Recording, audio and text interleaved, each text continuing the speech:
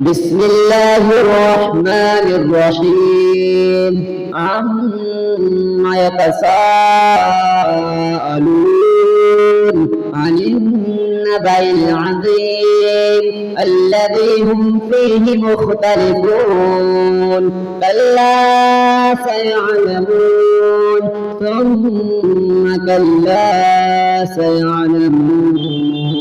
ألم نجعل الأرض مهادا والجبال أوتادا وخلقناكم أزواجا وجعلنا نومكم سباتا وجعلنا الليل لباسا وجعلنا النهار معاشا وبنينا فوقكم سبعا شدادا وجعلنا سراجا وهاجا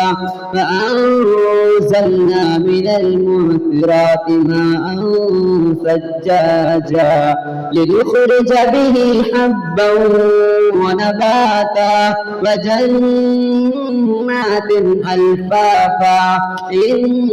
يوم الفصل كان ميقاتا يوم ينفخ في الصور فتأتون أفواجا وفتحت السماء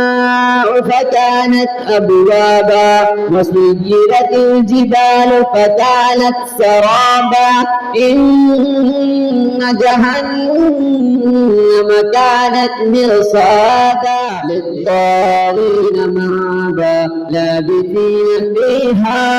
أحقابا لا يذوقون فيها بردا ولا شرابا إلا حميما وغساقا جزاء وفاقا إنهم كانوا لا يرجون حسابا فكذبوا بآياتنا كذابا وكل شيء أحصيناه كتابا فذوقوا فلن نزيدكم إلا عذابا إن للمتقين مفازا حدائق وأعنابا وكواعب ترابا وكأسا دهاقا لا يسمعون فيها لغوا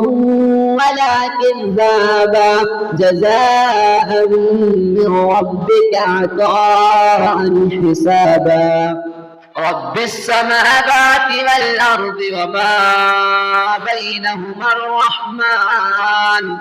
لا يملكون منه خطابا يوم يقوم الروح والملائكة صفا لا يتكلمون إلا من أذن له الرحمن وقال صوابا ذلك اليوم الحق فمن شاء اتخذ إلى ربه مآبا إنا أنذرناكم عذابا قريبا يوم ينظر المرء ما قدمت يداه ويقول الكافر يا ليتني كنت ترابا.